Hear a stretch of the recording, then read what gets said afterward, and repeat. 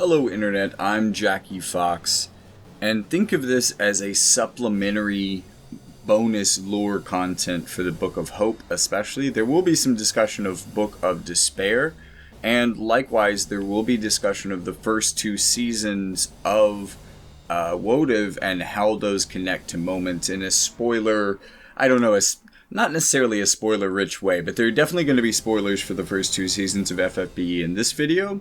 Also, a considerable portion of the video, a surprisingly considerable portion of my notes rewatching the first two scenes of Book of Hope, was to take it down the road of a Freudian psychosocial examination of, well, basically Sadali, his Oedipus complex, and how Exia fits into this. Maybe she has an electric complex. That would be interesting. I might get to that for some extra credit on this video. But the first thing that I want to say about this, the first thing that I want to point out, and we're getting into the spoilers already because this was revealed this week. So it's implied that in the space of about 3 months, Mashari got knocked up enough to be able to tell with only olden technology. Now, assuming that they don't have a magical ultrasound laying around somewhere, it's probably going to be close to 3 months before Mashari has some idea that there's a baby growing inside of her. Again, maybe light or earth magic intuition grounds her to her womb or some magical nonsense like that, but we can assume for logical reasons that they weren't hooking up much before they got married, because this is really the first time that they've been able to sit down with each other, much less lay down with each other. And Mashari is already knocked up. I'm just saying. Fucking those lions, those little swimming lions, they swim fucking hard. Because I wouldn't be surprised. And also, this is a fun little biology thing, I guess. But twins are more likely to in turn have twins. Wouldn't it be funny if not only did he get her knocked up, but there are 2 babies. He's about to have twins again. Maybe even triplets. Wouldn't that be just crazy? I mean, it's season 3. If we can get another 6 months to pass for Mashari to have triplets, that would be hilarious. Anyways, all of that discussion of sexuality aside, let's get into the characters that are actually in this story, and less spoilers. So, I would say that the 4 mains here are all potentially implied to be volcel, or voluntarily celibate. What I mean to say is that they are in platonic relationships. Sadali and Exia, because they are members of the faith, and they seem to have stuck to that faith for reasons that we'll discuss. But also, Gilgamesh and Amnelis, I think, are just so disconnected from the human experience that the idea... I mean, look, first we've got to get around to Amnelis' hair. I mean, for one, that's got to be a mess in bed. But the second thing I've got to say is, look, I don't think that Gilgamesh leaves that armor. There has to be... I'm not sure how I'm definitely not sure how the man takes his shit. There's got to be, a hatch. Because I can't imagine him getting in and out of that armor very often. So let's just say that they're definitely not hooking up. One thing I do want to point out, though, is that some of the people who underwent some of the extra steps to become immortal soldiers, not necessarily immortal, this is not a side effect of the immortality bracelet specifically, but some of the other people, see Sakura, ended up sterile because of their... because of what they put their bodies through to attain immortality and fighting perfection. Now, that being said, we have Reagan, who over hundreds of years eventually had 1 child, Rain. And then we have Rowan, and Rowan was encased in a crystal as a part of the war in Palladia, and that crystal was shot across the bounds into Lapis, where it remains as one of the foundational elemental crystals of the world that keeps it in balance. It would be the ice crystal, in theory. That crystal, we don't know where that is in Lapis, actually. We do know that it is active at this time, and we do know from FFBE expanded lore that Rowan is waiting in it, and that at some point, maybe in around 100 years of when Wodev is happening at the very least, Reagan is going to go on a expedition that will take him outside of the bounds of the world that we know of Lapis from FFBE into another place to try to find this crystal. He will find it, he will break it, he will take Rowan from it. One of the lore points in FFBE is that they have been sleeping in these crystals, sometimes for a very long time, and the longer they have, the more it degrades them. Rowan is... he's basically a mortal mage by the time that Reagan saves him from his crystal stasis. And I'm actually surprised that he's not sterile, to be completely honest with you. But again, well, he had a mortal lifespan, so he, I guess him having one kid is normal. But again, man, Reagan, you a sexy motherfucker. If you don't have kids all over the place, then I would say that there was some impact. Not necessarily sterility, but let's say statistical sterility, because man, if he's not getting people knocked up like all over the place over hundreds and hundreds of years of wandering around the entire planet, and maybe he does have some more babies out there, to be honest. Maybe he's Laswell's father secretly. That would be really, really fucked. Maybe Rowan is completely sterile. Although, no, because... well, what if they both have the blood of Aldor? And Laswell just thinks he has the blood of Hess. Okay, supposedly Laswell is canonically of the Hess bloodline, which would link him to Rowan. Anyways, I'm getting way too deep into FFBE lore, and oh my god, I have to do more, because I also want to explain a little bit in depth some of the Palladian history that we learn as a consequence of FFBE Season 1, and how that ends up being connected to the beginnings of everything that we see in Book of Despair and Wodev. So, you have two sides in this war, Aldor and Hess, two great armies, families, bloodlines, etc., that reign in Laswell or later descendants of. And each side picks its 8 greatest warriors, one representing each element. And through a combination of weapons and armor and etc., in addition to it at times surgeries and like chemical routines, the Veritas of the Waters, Folka, uses forbidden water magic to brainwash herself into a perfect killing machine. The armors that the Veritas have especially have a very strong connection both to their power but also to their immortality. Go figure, it's armor. And canonically, they also absorb and regenerate off of their being hit by their element within FFB, which is not as great as you would think it is, because many bosses are multi-elemental, but it's still pretty cool when it works. Anyways, Gilgamesh was the ice, the Veritas of the Frost, and they're kind of pairing off because the plan is to crystallize the warriors of Hess, the 8 sages, and do in the war that way, so the war can be over. But Aldor is led by a bastard even at that time, so what ends up happening is those 8 warriors get crystallized, but also the Veritas get kicked through this interdimensional barrier into Lapis. All of them are thrown out. Aldor takes over everything for the next couple hundreds of years of like advanced magitech technology kind of future.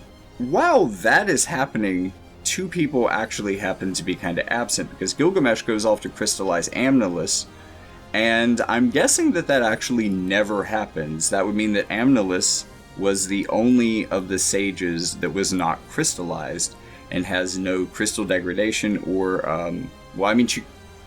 okay, spoilers for the end of the end of Book of Hope, but she does end up crystallized because she has that pure magical energy, because she had never crystallized before.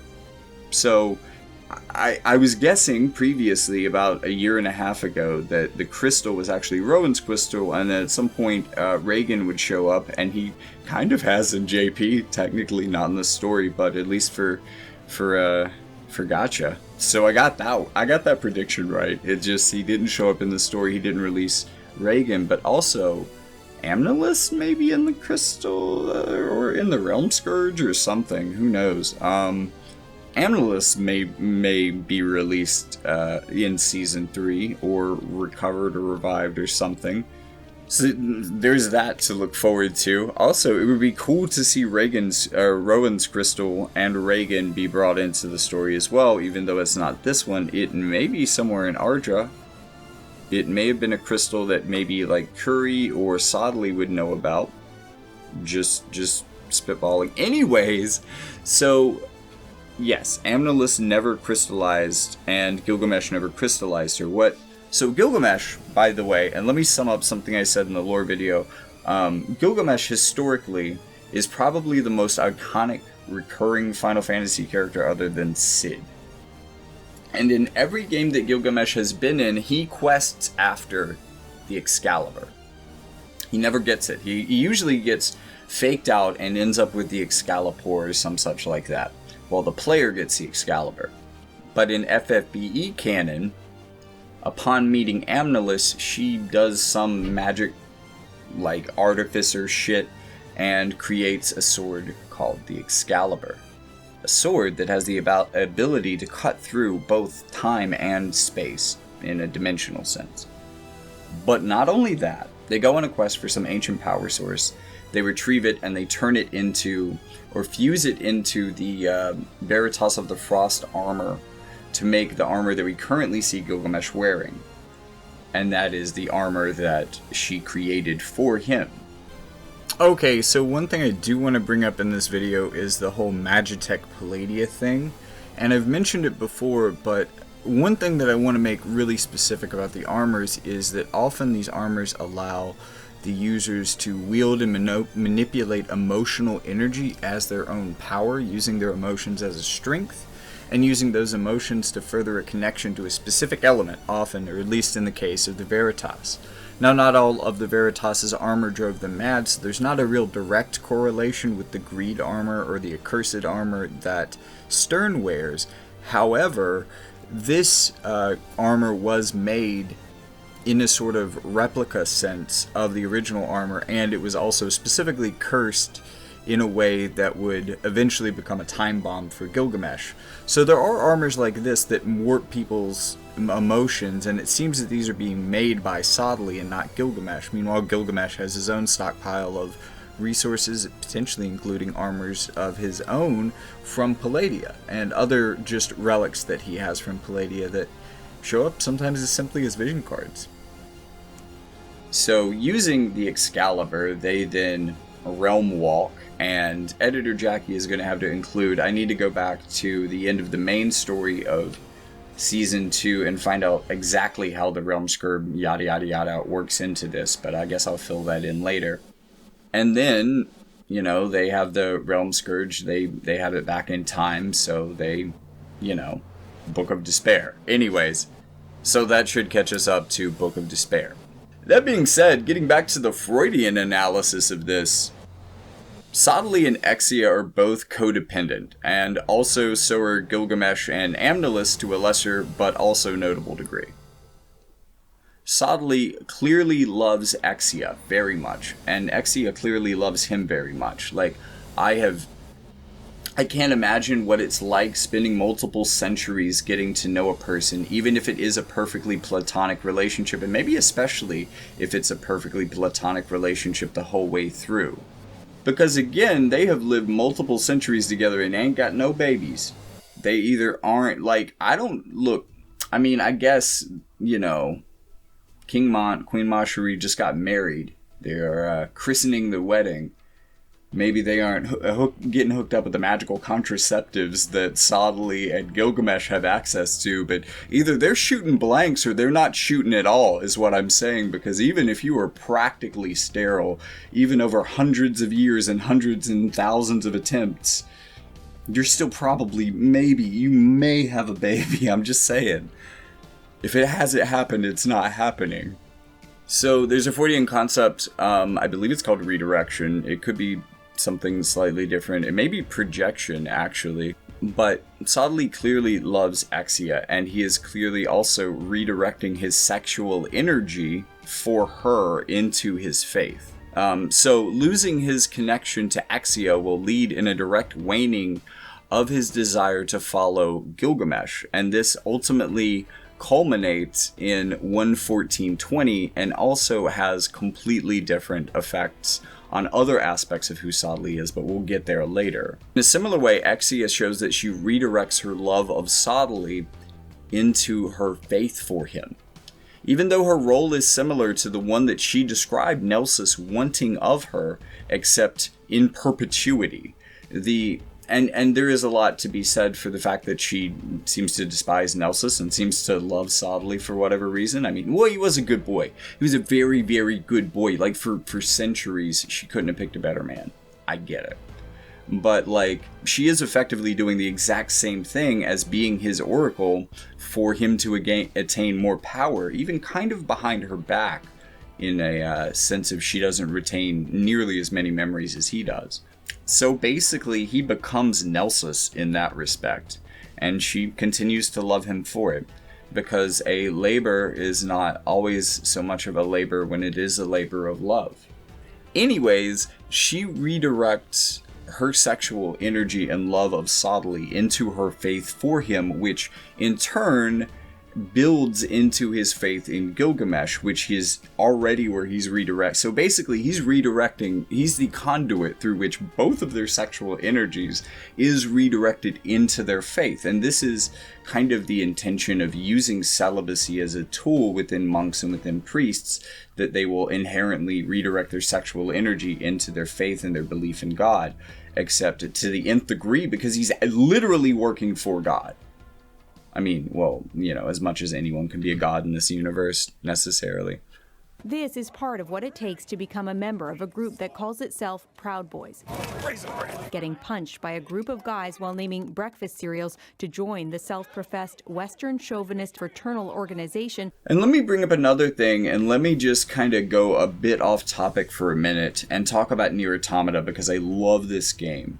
But one of the things that you get used to is that since the entirety of the game, with the exception of one very amazing little scene, is told from the perspective of an android, and we are meant to feel their existential fear of death, even though they do not die. They literally get their bodies back from a vending machine. They have an infinite bodies glitch, and it's all cool. You can kill them as many times as you want, as long as they've uploaded and been near a vending machine recently. They get all their memories back. So for an android, the connection to their life is not to their body, but to a consistent stream of memory over time. That is their connection to their consciousness. So for an immortal being, even one that can die and be taken back in time with their memories, all the characters in the game of robots kind of trivializes the idea of death. The androids are constantly destroyed and rebuilt over the course of the game, and get new bodies from these literal vending machines. Ultimately, their body means nothing. It is their ability to accumulate memories and their ability to retain them that is so important, which is ultimately builds in Nier Automata to a quest where Pascal has to take up arms. He's our pacifist. He's been preaching pacifism this entire game, but everything has hit the fan. Everything has hit the fan, and he has to take up arms to defend the last children of his village that are left alive. And he fights and he kills and he kills and he kills, and when he returns, he finds that the children have killed themselves out of fear. And you, the player, are given a choice, or I guess a series of choices.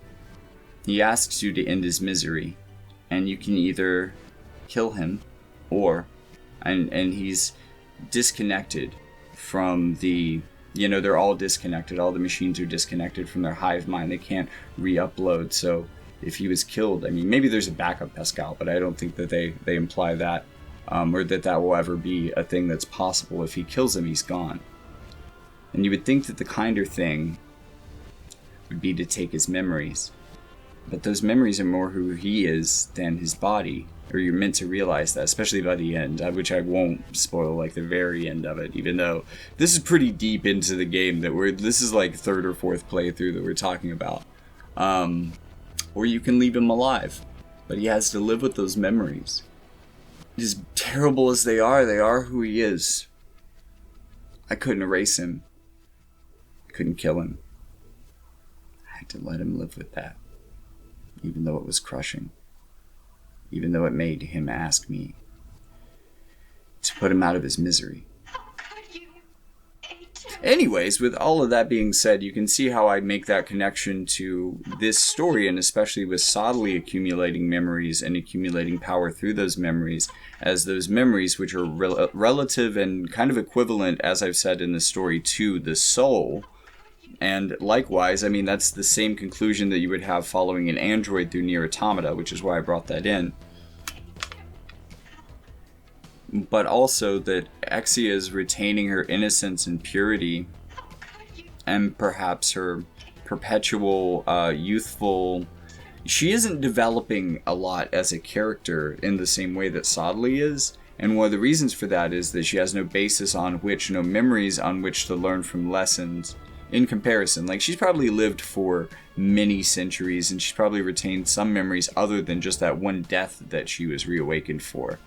But they are reported to have died in many of them, and they weren't given their memories back because of the damage that might potentially do to their soul, because they would then have memories of death. So she probably has been brought back with memories multiple times as well, but not nearly as many as Sadali, we are led to understand. As we see in the dramatic conclusion of both Sadali's fight with Curry and the moment thereafter, Sadali has begun to, at this point, crave the accumulation of memories. And Sadali is angry ultimately at Exia and Gilgamesh and disconnected from them at this point in the story because they denied him a set of memories, even if it would have damaged his soul to be able to retain them because they would be memories of his own death. Just saying. Well, I guess they reset before he died, and he may not have died even then. They just reset without him.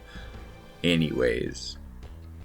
Without Exia, and when we see him in crisis without her, or in a crisis where she is either away mysteriously or even dead already, we see that Sadali becomes very adept at lying to himself to steal his own faith.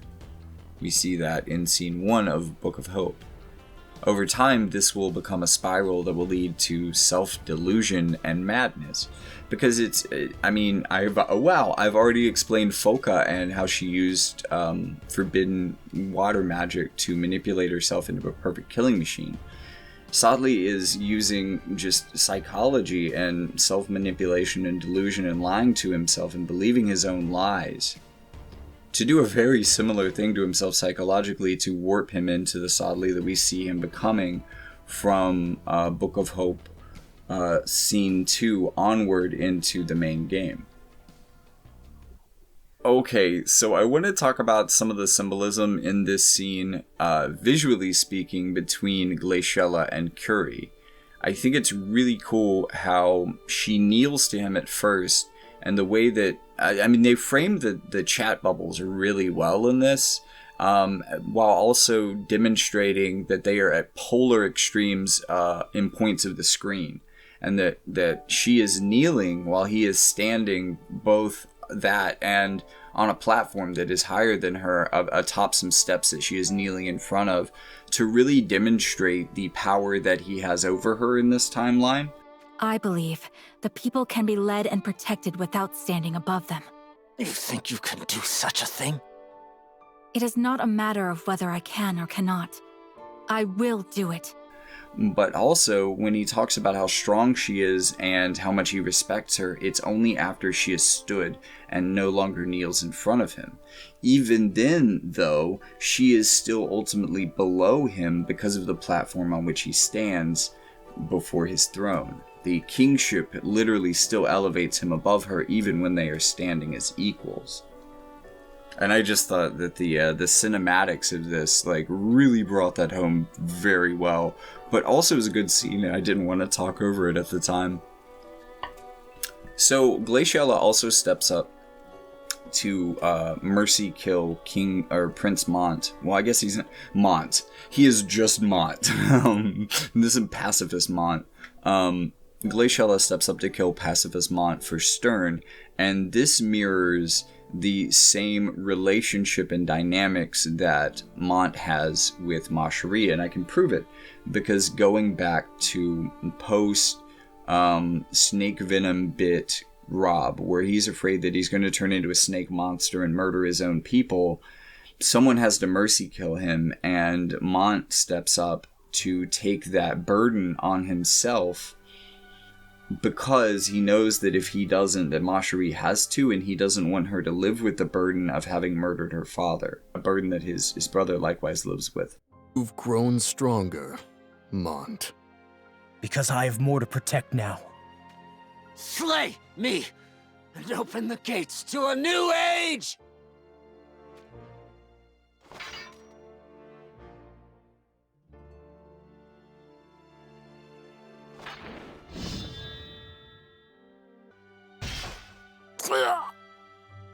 You are truly my daughter. Father. Possible. I will be the one to deliver the finishing blow to Lord Stern. You're thinking of the future of Leonis? I apologize. I overstepped my boundaries. No, I appreciate it.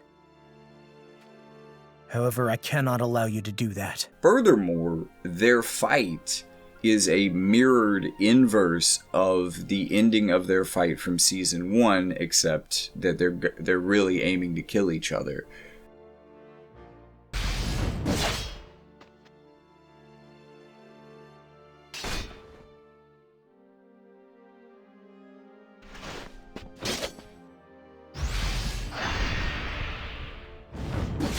I guess also, though, this version of Stern may not have his cool madness-inducing armor. So we can see, starting in scene 2 of Book of Hope, the redirection of repressed sexual energy in Sadali into his anger. Because without Exia and without her faith in him remaining, he can no longer effectively reflect this energy or redirect this energy to Gilgamesh and his faith in Gilgamesh. So without her, he loses his faith, but also without her, he loses his sexual desire at all. And that was the energy that he was independent of Exia's faith in him directing. So it's a 2-in-1 shot. Both elements of his faith in Gilgamesh are tested by this and destroyed by this ultimately, until the point where he can no longer redirect this energy to Gilgamesh and has lost faith in him. Even though he still sees him very much as a god, he just has no intention of worshipping him anymore. Also, while I was rewatching this, I was thinking to myself, so wait, is Oberon the secret anti-hero of season 3? I mean, like, think about it. The version of Oberon that we don't see, but ends up apparently becoming problematic in Gilgamesh's eyes, even though the problematic aspects of this are all Curry, really. Like, Curry fucked up that timeline. It wasn't necessarily Oberon's doing, except that Oberon getting into a war with Lycaros got Lycaros to bring Curry into it, and that kind of whole allyship and Cold War, World War type alliance mentality kicked in.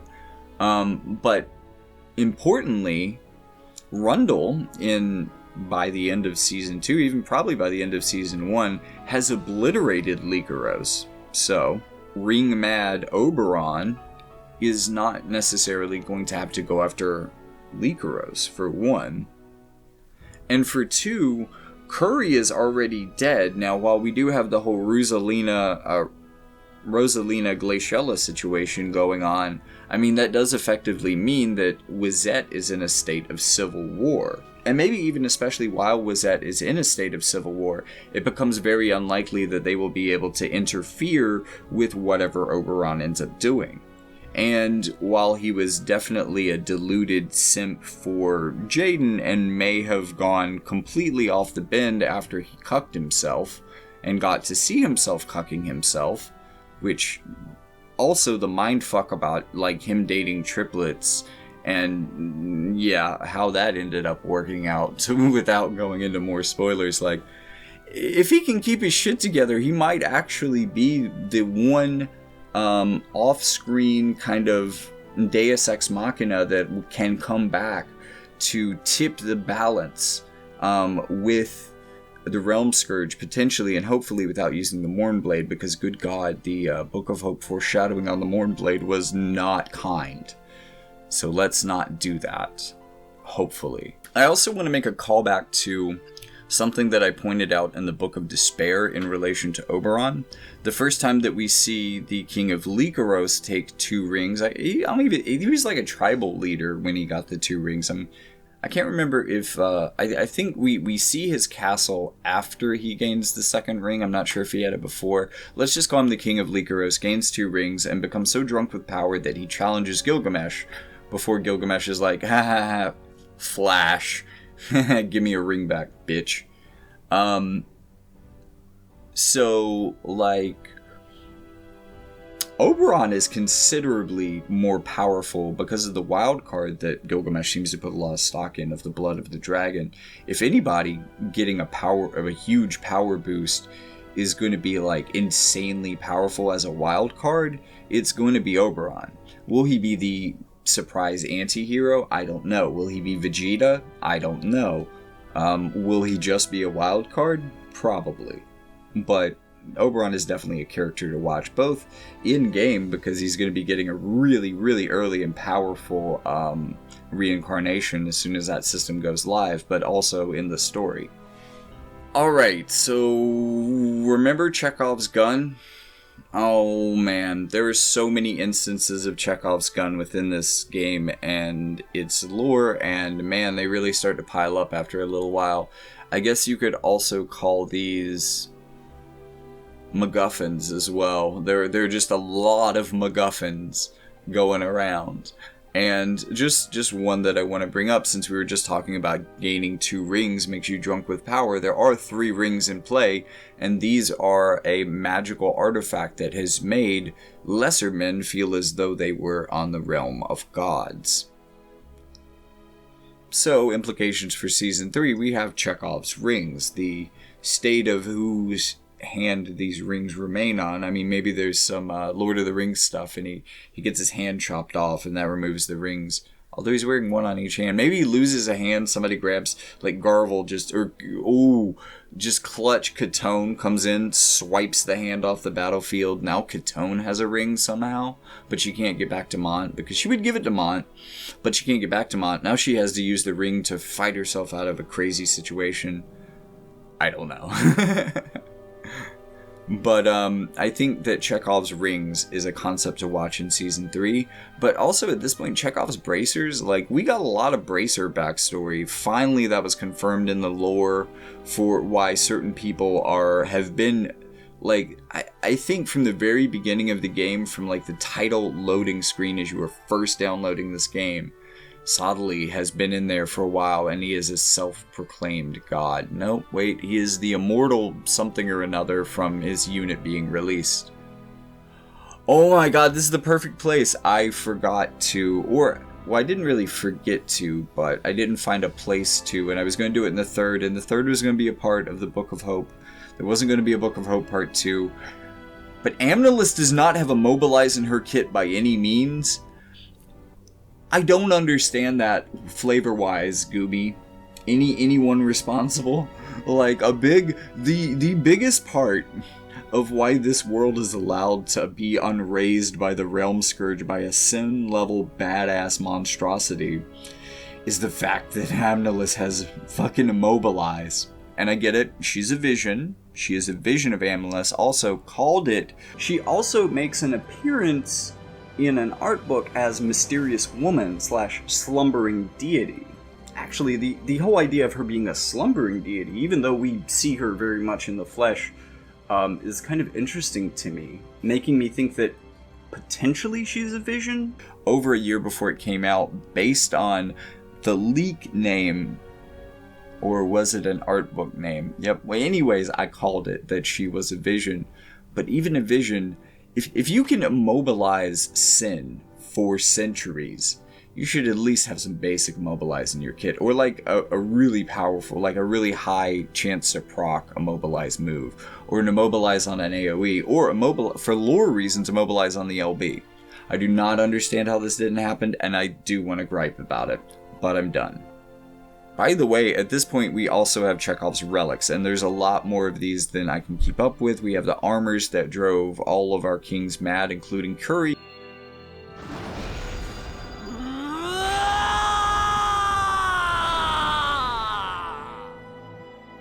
feel it. The power surging through me! Could it be magical? Yeah! King Mont!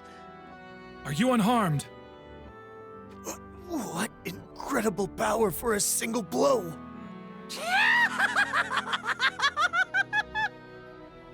That was shy of half my power! But the next arrow, that will lack for nothing! Yuri, Severo, flee while you can. But... We cannot possibly leave you behind. Just go! You will not escape me! All three of you die here!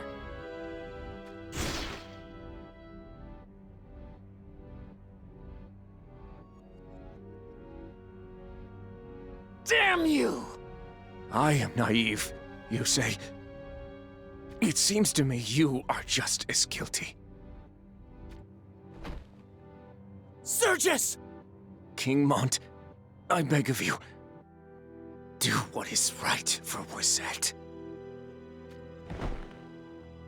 Sergius! Commander! Sergius. I will consume you, and that ring shall be mine! I will not abide it! Because he too has a relic armor, just like the other kings, just like Moraga, just like Stern.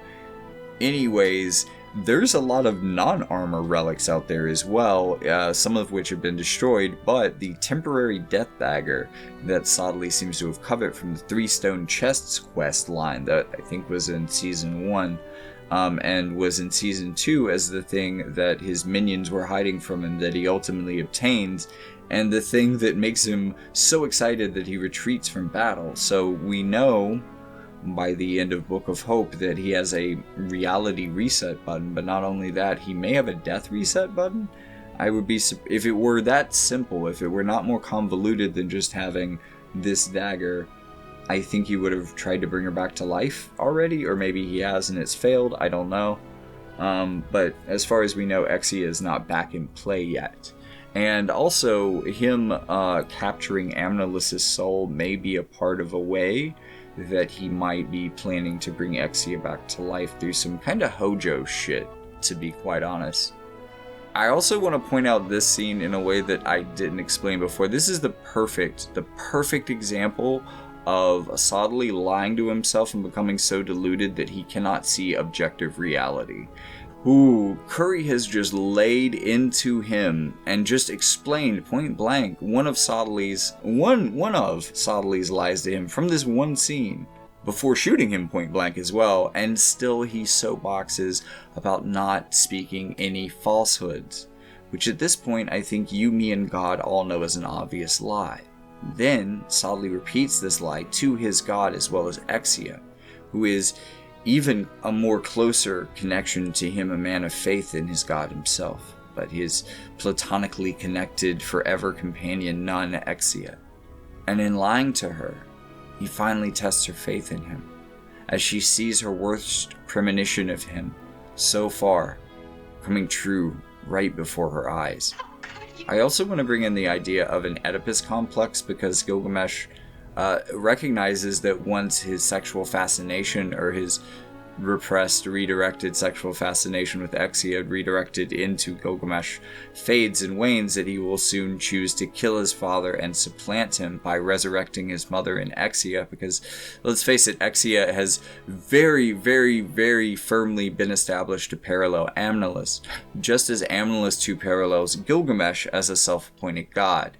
But also, I feel like the idea of them having extra runs that Sadali doesn't remember definitely confirms that they are voluntarily celibate, because, I mean,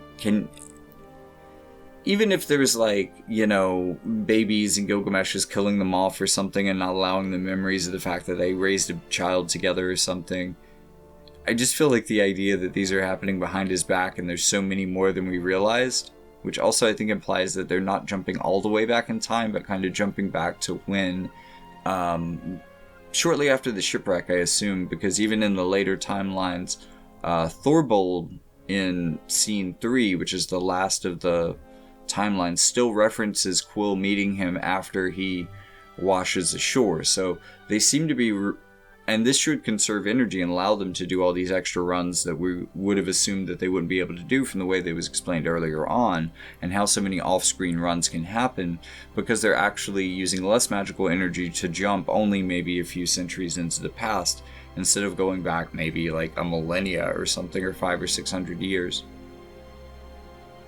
I also want to point out that without Amnilus, Gilgamesh is a lot more stable, even though he does have Vision Amnilus, and I wouldn't say that that's a good comparison. Anyways, he's taking in Seymour and later Stern as pupils and beginning to rehumanize himself and become less of a tyrant over god king, into someone who is more committed to his goals in the way that we see him towards the beginning of his adventures in Lapis and Ardra, through Book of Despair, and finally through Book of Hope. We see him returning to that instead of being a disconnected, cold, uncaring god that bestows gifts plentifully and without capacity for concern about what they may do to the people who receive them and their kingdoms.